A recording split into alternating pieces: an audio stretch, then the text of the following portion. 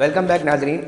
ناظرین بات یہ ہے کہ بڑی باتیں کی جاتی ہیں مگر اس پورے پاکستان کے اندر اور بالخصوص اگر ہم کراچی شہر کی بات کرتے ہیں نا تو وہاں پر تعلیم کا ایک ایسا مسئلہ ہے جو بڑا دردناک ہے اور جس کو بالکل بھی سنجیدہ نہیں لیا جا رہا ہوتا. اور سرکاری اسکولوں کی کالجز کی آپ حال جا کر دیکھیں تو آپ کو اس کا انفراسٹرکچر، اس کے اندر کی تعلیم، اس کے اندر کے معاملات بڑے ہی خطرناک دکھائی دیتے ہیں. اور ایک رپورٹ آئی ہے جس کے حوالے سے میں بات کروں گا کہ کتنے بچے اس وقت اسکول گوئنگ ہیں اور وہ نہیں ہیں اسکول میں، اور یہ تعلیم کا نظام جو طبقاتی ہے اس سے کیا پریشانی کا سامنا کرنا پڑتا ہے. ہمیں ٹیلی فون لائن پہ جوائن کیا ہے ڈاکٹر فرید پنجوانی نے، جو کہ ڈین ہیں آغا خان یونیورسٹی کے. بہت شکریہ سر ٹائم دینے کے لیے. سمپل ابھی ہم یہ جاننا چاہیں گے اور بتائیں لوگوں کو کہ کیا صورتحال ہے اس وقت تعلیم کی، کتنے بچے اس وقت اسکول نہیں جا رہے اور پچھلے عرصے سے یہ گراف کتنا بڑا ہے. جی پہلے تو بہت بہت شکریہ کہ آپ کے پروگرام میں مجھے آپ نے موقع دیا. تو بالکل ٹھیک ہے کہ ہمارے یہاں تعلیم کا ایک کرائسس ہے، اور اس میں اگر سب سے پہلے دیکھا جائے تو بہت بڑا ایشو یہ ہے کہ بہت زیادہ بچے اسکول سے ہی باہر ہیں. کتنی اور تعداد ہے؟ ان کی تعداد پہ تھوڑی سی ڈبیٹ ہے، لیکن جو لیٹسٹ فگرز ہیں وہ تقریباً 26-27 ملین 2,60,70,00,000 تک جاتے ہیں. اور جو اس سے پہلے جو ہمارے پاس اعداد تھے وہ تقریباً 22-23 ملین کے تھے. تو ٹھیک ٹھاک اضافہ اس میں لگتا ہے کہ ہوا ہے. فرید صاحب اور جی بالکل میں یہ بھی چاہوں گا کہ اس کے ساتھ ساتھ ایڈ آن کر کے بتائیے گا جو طبقاتی تعلیمی نظام اور سرکاری اسکولوں کا حال ہے، جو انفراسٹرکچر کا حال ہے، جو وہاں پر معیار تعلیم ہے اور جس طرح دی جا رہی ہے. جن اساتذہ بہت سارے ہم احتجاج میں دیکھتے ہیں تو ان کو خود اکیڈمی اور اس کے الفاظ ہی تلفظ جو چھوڑے جو لفظ ہیں وہ بیان نہیں کر پا رہے ہوتے. جی تو اگر ہم ان دو تین چیزوں کو جن کا آپ نے ذکر کیا ایک کے بعد ایک لیں، تو اگر ہم طبقاتی تعلیم نظام کی بات کریں تو تعلیمی نظام کسی بھی معاشرے میں تبدیلی کا باعث بن سکتا ہے، مگر اس کے ساتھ ساتھ وہ اس معاشرے کی عکاسی بھی کرتا ہے. اور جب معاشرے میں بہت گہرا طبقاتی فرق ہوگا تو یہ تعلیم میں بھی ظاہر ہوگا، اور صرف پاکستان میں نہیں، یہ ہر جگہ پر ہے. اچھا، چونکہ کہیں پر بھی کوئی بالکل ہی غیر طبقاتی معاشرہ نہیں بن سکا ہے تو بالکل مساوی تعلیم بھی کہیں بھی آپ کو نہیں ملتی.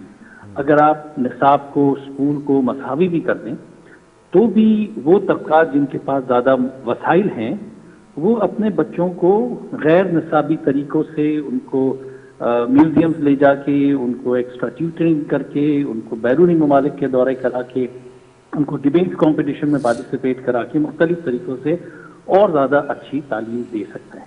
تو بالکل مساوی تعلیم کا جو خواب ہے وہ تو ممکن نہیں، لیکن جو چیز ممکن ہے وہ یہ کہ ہر طبقے کے بچے کو کم از کم اتنی تعلیم ملے کہ وہ زندگی میں اپنے حالات کو بہتر کر سکے. اس کو ایک منیمم سٹینڈرڈ آپ کہہ لیں، اس کی لٹریسی، اس کی نیومریسی، کمپیوٹر ایجوکیشن، لٹریچر میں، ہسٹری میں، سائنس میں، میتھس میں دی جائے.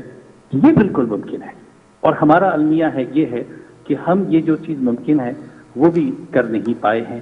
اس لیے ہمارا طبقاتی نظام جو تعلیم ہے اس کی جو ہمیں دکھ ہے وہ اس وجہ سے ہے کہ اس میں جو منیمم سٹینڈرڈز ہیں وہ بھی ہم ہر بچے کو نہیں دے پائے. نہیں فرید صاحب تھوڑا سا اس کے اوپر بھی رہنمائی کریں. جو سرکاری اسکولوں میں جس انداز میں تعلیم دی جا رہی ہے، بجٹ تو پورا لیا جاتا ہے نا ٹیکس کی مجمع عوام سے، تو آپ یہ سمجھ رہے ہیں کہ وہ بہتر ایک اسٹوڈنٹ، ایک معاشرے کا ایک بہتر فرد جو ہے وہ بن سکتا ہے اس تعلیم کو لے کے، وہ مقابلہ کر سکتا ہے جو مختلف طبقاتی نظام تعلیم ہے ان بچوں سے جو اس سے پڑھ کر آ رہے ہیں؟ نہیں کر سکتا. تو ٹھیک کیسے ہوگا؟ مسئلے کا حل کیا ہے فرید صاحب؟ یہ بھی بڑا ایک مسئلہ ہے جس کے اوپر بات نہیں ہوتی. ہاں تو بالکل صحیح کہا آپ نے. یہ تشخیصی سوال جو آپ نے پوچھا، ڈائگنوسٹک سوال کہ بھئی یہ کیوں ہے، اس کو اگر ہم 1 منٹ کے لیے لیں تو دیکھیں اس کی بہت ساری وجوہات ہیں. سب سے پہلے تو ہمیں یہ ماننا ہوگا کہ ہماری پاپولیشن بہت زیادہ ہے اور ہمارا تعلیمی نظام بہت بڑا ہے. تقریباً 3 لاکھ کے قریب انسٹیٹیوشنز ہیں، 54 ملین بچے ہیں، 2 ملین سے زیادہ اساتذہ ہیں، اور اس میں ہر سال بڑا اضافہ ہو رہا ہے. تو کسی بھی ملک کے لیے یہ ایک بڑا چیلنج ہوگا. اس کے ساتھ ساتھ ہماری ٹرین بھی کئی جگہوں پہ بہت مشکل ہے. فار ایگزامپل ابھی میں بلوچستان میں تھا، وہاں ایک औसत फासला दो स्कूलों के दरमियान 26 किलोमीटर का है। किसी भी जगह पे इसको आप गिलगित बल्तिस्तान चित्राल चले जाएं, वहां पहाड़ी इलाका है तो बहुत मुश्किल है। फिर एक और भी चीज है, क्योंकि हमारी इकोनॉमी भी ग्रो नहीं करती है, तो जो पढ़ लिख जाते हैं उनको भी अक्सर नौकरियां नहीं मिलती या बहुत ही मुश्किल होते हैं। तो बहुत सारे पेरेंट्स के लिए तालीम की इंपॉर्टेंस ही नहीं होती। वो कहते हैं मेरा बच्चा अभी 10,000 कमा रहा है, जब तक तालीम खत्म करेगा उस वक्त तक तो वो 25,000 50,000 कमाएगा, वही उसको डिग्री के बाद मिलेगी। तो बहुत सारे अवामिल हैं, लेकिन एक चीज जिसकी तरफ मैं खास तौर पे जिक्र करूंगा, बहुत गहराई में नहीं जाऊंगा, लेकिन आप समझ सकेंगे कि हमारे मुल्क के कुछ अनासर ऐसे भी, कुछ ग्रोह ऐसे भी हैं जो शायद इसमें खुश भी ना हो कि हमारे पास बहुत ही तालीम याफ्ता तबका हो और क्रिटिकल थिंकर्स हो। नहीं, ये किस बुनियाद पे कह रहे हैं फरीद साहब? ये बड़ा इंटरेस्टिंग आपने एक जुमला जो है वो दिया है मुझे।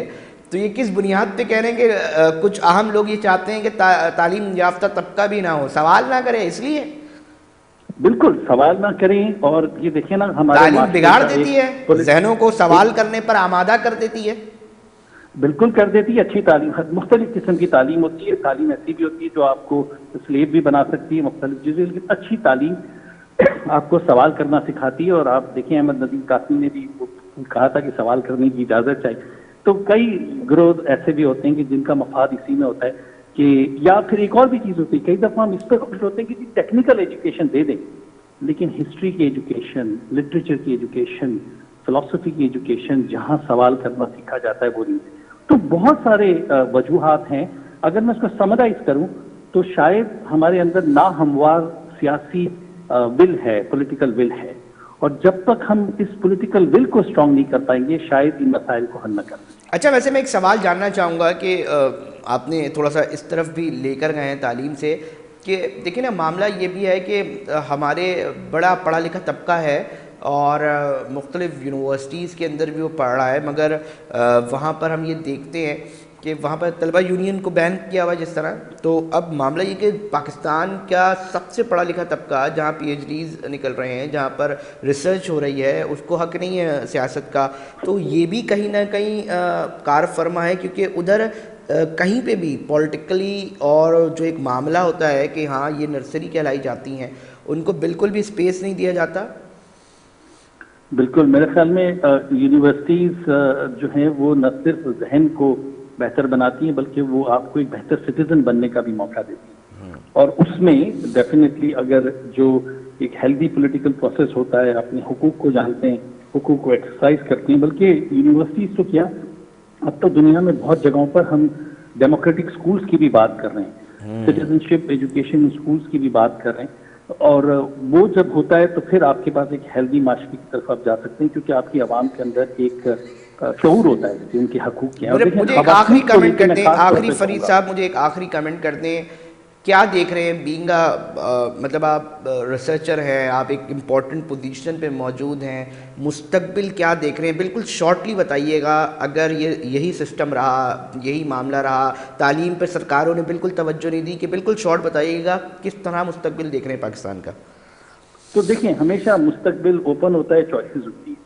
अगर नहीं तवज्जो दी तो मुस्तकबिल डार्क है, लेकिन तवज्जो दी जाए तो बिल्कुल मुमकिन है कि हम भी बहुत अच्छी, देखें आज जो हमारी तालीम के मसाइल है ना, वो और ममालिक में आज से 25 साल पहले, 50 साल पहले, 100 साल पहले थी। तो वो कर सकते तो हम भी कर सकते हैं। एक सिर्फ मैं छोटी सी बात कहते हुआ, अगर आपके पास वक्त है, वो ये कि हमें अब तालीम को इस लेवल पे लेके जाना पड़ेगा कि रिगार्डलेस ऑफ हमारी पॉलिटिकल पार्टी या उसके बाहर भी जो पावर्स जो कुछ है, हमें अब ये वादा करना होगा अपने आप से कि जी तालीम को हम एक बुनियादी हैसियत देंगे, और चाहे कोई भी पार्टी पावर में आती है वो इसकी सेंट्रलिटी को लेके आगे चलेगी। आई थिंक इसको इन दैट सेंस हमें नॉन पॉलिटिकल, हालांकि एजुकेशन हमेशा पॉलिटिकल होती है, मगर मैं इस सेंस में कहता हूँ कि पॉलिटिकल पार्टी की वफादारी से बढ़कर मुल्क की वफादारी के लिए हमें अपनी तालीम की तरफ तवज्जो देना पड़ेगा, regardless of our political commitment. बहुत शुक्रिया फरीद पंजवानी साहब। डॉक्टर फरीद हमें बता रहे थे कि साथ साथ जो एजुकेशन सिस्टम है वो कितना खस्ता हाल है, उसकी दीवारें, उसके मामला, फिर तालीमी निज़ाम, फिर निज़ाम तालीम और फिर मेयार तालीम, ये बहुत सारे ऐसे सवाल हैं जिस पे इनका कहना था कि बिल्कुल फोकस होना चाहिए, और सियासी जमातें जो भी हुकूमत बनाएं ان کے حوالے سے وہ چیزیں جو ہیں وہ لازمی سامنے آئیں۔ ایک اور سٹوری ہے ناظرین جس کے اوپر ہم بات کریں گے، کراچی شہر کی سٹوری ہے، جہاں پر بڑے پیمانے پہ آپ مختلف چوریاں تو سنتے ہیں، پانی کی بھی چوری آپ نے سن رکھی ہوگی، مگر آج جس چوری کی میں بات کر رہا ہوں وہ ہو رہی تھی ڈیزل کی۔ یہ میں بتاتا چلوں ناظرین کہ وہ یہ ڈیزل ایسے چوری نہیں ہو جاتا، ادھر باقاعدہ نیچے انڈر زیر زمین جو ہے وہ لائنیں ہیں، اور اس کو بڑے منظم طریقے سے جو ہے وہ چوری کیا جا رہا تھا، اور کسٹم انٹیلیجنس نے جو ریڈ کی ہے اس میں کارروائی میں بہت ساری چیزیں سامنے آئی۔ اس کے اوپر بات کرتے ہیں اور ہم جاننے کی کوشش کریں گے اپنے K21 نیوز کے رپورٹر عاطف رضا سے کہ انہوں نے کیا انویسٹیگیشن کی ہے، اور ہمیں بتائیں کہ اس کے اندر کتنی بڑے پیمانے پہ چوری ہو رہی تھی۔ عاطف رضا جی ابھی بالکل آج کسٹم کی ٹیم نے ریڈ کیے، ایک وہاں پر خوردنی آئل جو ہے جس کا گودام تھا وہاں پہ جب انہوں نے ریڈ کیا خوفناک اور دیکھا تو تقریباً 10 سے 12 فٹ گہرا اور تقریباً 175 فٹ لمبا جو ہے نا گہری ایک پائپ کے ذریعے سرنگ بنائی گئی تھی، جو کہ آگے جا کے پیٹرول لائن جو ڈیزل لائن ہے اس کے ساتھ کنیکٹڈ تھی، اور وہاں سے باقاعدہ خفیہ طریقے سے یہ چوری کیا جا رہا تھا۔ بڑا انوکھا انہوں نے انداز اپنایا تھا چوری کرنے کا۔ ماضی میں بھی کافی چوری کی لائنیں پکڑی گئی تھی جس میں دیکھا گیا تھا کہ بڑے پیمانے پہ تیل کی چوری ہو رہی تھی، لیکن ایک خوردنی آئل کی کمپنی بنا کے جو ہے اس کے ساتھ انہوں نے نکالا تقریباً یہ 2 کروڑ روپے مالیت کے جو یہ تیل تھا، جو کہ برآمد کیا گیا ہے۔ اس کے مالک کو گرفتار کر لیا گیا ہے، اور اس گروہ میں بھی مزید اچھا لوگوں عاطف، بھی آئے۔ 2 کروڑ مالیت کا وہ تھا جو انہوں نے چوری کر کے سٹوریج کیا ہوا تھا، اور یہ اس وقت برآمد ہوا، اور کتنے عرصے سے یہ چوری ہو رہی تھی، تھوڑا اس کے حوالے سے بتا سکتے ہیں؟ جی بالکل آپ نے صحیح کہا، یہ 2 کروڑ مالیت کا وہ تیل ہے جو ریکور ہوا ہے وہاں سے، جو وہاں سے ابھی انہوں نے تک اسٹور کر لیا تھا، اور انہوں نے اعتراف کیا کہ کافی عرصے سے ہی کر رہے تھے۔ اور علی یہ پہلا واقعہ نہیں، اس سے پہلے تقریباً اس طرح 4 بڑے پیمانے کی چیزیں سامنے آ چکی ہیں جس میں گروہ کو پکڑا بھی گیا ہے، جو کہ اسی طرح چوری کر کے تیل کو جو بہت بڑے پیمانے پر نقصان پہنچا رہے تھے۔ اور علی یہ جس طریقے سے یہ کام ہو رہا تھا اس میں مزید انکشافات جو ہے متوقع ہے، اور یہ بہت بڑے پیمانے کی چوری سامنے آنے کی امید ہے اس کے اندر۔ علی عاطف رضا صاحب، ہمیں تو اندازہ ہو رہا ہے کیونکہ ایک ایسی چیز اور ایسی لائن کے اندر ہم تو پانی کی چوری کو دیکھتے تھے، یہ تو تیل کی چوری ہے، یقینی طور پہ بہت بڑا مافیا ملیر کے اندر یہ کام کر رہا ہے۔ اور پہلے بھی اس کے حوالے سے جب میڈیا نے خبریں گردش کرنا شروع ہوئیں تو اس کے اوپر کارروائیاں ہوئیں۔ تھوڑا سا یہ بتا سکتے ہیں کہ اس مافیا کے پیچھے کون تھا، اور بتایا گیا جس احاطے کے اندر یہ پورا سسٹم چل رہا تھا اس کی گرفتاری کوئی اور معاملہ سامنے آیا ہے؟ علی آپ نے بالکل صحیح کہا کہ یہ پانی چوری آپ نے سنی تھی، اس ضلع میں اس طرح کے مٹی چوری، ریتی بجری چوری، ہر طرح کی چوری جو چل رہی تھی، اور ایک زمانے سے بڑے طریقے سے۔ اب یہ آئل چوری ظاہر سی بات ہے، آئل سامنے نہیں ہوتا، یہ زیر زمین اس کی لائنیں ہوتی ہیں، تو اب یہ تقریباً 4واں-5واں واقعہ آیا ہے۔ علی اس میں یہ تقریباً 4 سالوں کے دوران جو ہے اپنا انہوں نے چیزوں کا اعتراف کیا ہے، لیکن صحیح معنوں میں یہ چیزیں 1.5 سال سے پکڑنے میں سامنے آ رہی ہیں۔ اور اس گروہ کے بارے میں چل رہا ہے کہ 4 سال سے یہاں پر یہ آئل کمپنی چل رہی تھی، یہ خوردنی تیل کی۔ ابھی کتنے عرصے سے اس میں کر رہے تھے علی، اس میں مزید انکشافات متوقع ہے، اور ابھی یہ کہنا ایگزیکٹلی قبل وقت ہے کہ یہ کتنی حد تک اس کی چوری کر چکے ہیں، لیکن علی یہ انویسٹیگیشن کے دوران یقینی طور پر بہت بڑا اماؤنٹ سامنے آنے کا جو ہے نا امکان ہے۔ تھوڑا سا عاطف آخری ایک سوال مجھے یہ بھی جاننا ہوگا یقینی طور پہ کہ دیکھیں نا پہلے بھی وارداتیں ہوئیں، یہ جس سسٹم کے تحت پورا کنیکشن لگایا جاتا ہے نا تو یہ ایک بہت بڑا اور منظم مافیا لگ رہا ہے، تو کیونکہ اس کے لیے بالکل ایک نارمل نہیں ہے نا کہ کاٹا اور لائن جوڑ لی، ایسا معاملہ نہیں ہے، تو اتنے عرصے سے یہ ہو رہا ہے، منظم طریقے سے یہ لگایا گیا ہوگا، کسی ادارے کو اس وقت تک پتہ نہیں چلا کہ اس طرح کی چوری کے لیے کام ہو رہا ہے؟ ظاہر سی بات ہے مزدور بھی ہوں گے وہاں پر، بہت ساری چیزیں بھی ہو رہی ہوں گی، تو ایسا بالکل کسی کو بھی شبہ نہیں ہو سکا اس سے قبل؟ علی بالکل آپ کی بات صحیح ہے، یہ وہاں پہ خاص طور پر سب سے پہلے متعلقہ تھانے کی جو ہے نا اس کی کارکردگی میں بھی سوالی نشان ہے، کیونکہ یہ بڑا مشہور ہے کہ اگر تھانہ آپ بھی بتا دینا ناظرین کو کہ کون سا تھانہ ہے؟ یہ ضلع ملیر بن قاسم کو جو ہے یہ تھانہ لگتا ہے یہاں پر۔ یہ اپنا علی آپ نے جو بتایا کہ نا کتنے عرصے سے منظم کام ہو رہا تھا، یہاں پر گٹکے معاملے کو بھی پولیس کو پتہ چل جاتا ہے کہ کون بیچ رہا ہے، اور اگر لیکن اتنے بڑے پیمانے پر، اور یہ ایسے نہیں ہوگی، وہ ظاہر ہے اس کی کھدائی ہو رہی ہوگی، مٹی نکلتی ہوگی، جاتی ہوگی، لیبر کام کرتی ہے، اور پھر جب آئل یہاں سے نکل رہا ہے جا رہا ہے سب کچھ، تو یہ بہت بڑا سوالی نشان ہے، اور یہاں پر کارروائی کسٹم نے کی ہے۔ अभी इसके लिए पुलिस है, दीगर और इदारे जो अपना काम कर रहे थे, लेकिन एक ये नया इदारा है कस्टम, इसने कार्रवाई की। इससे पहले जो चोरियां पकड़ी गई थी वो 2 दफा थानों की हुई थी, जिसके बकायदा मुकदमात हुए थे। और यकीनी तौर पर ऑयल्स के अपने भी छोटे मोटे उन्होंने यूनिट जरूर बनाए होंगे, जो कि इसकी मॉनिटरिंग करती होगी, इसकी इंटेलिजेंस देखती होगी, कि जो विजिलेंस होती होगी।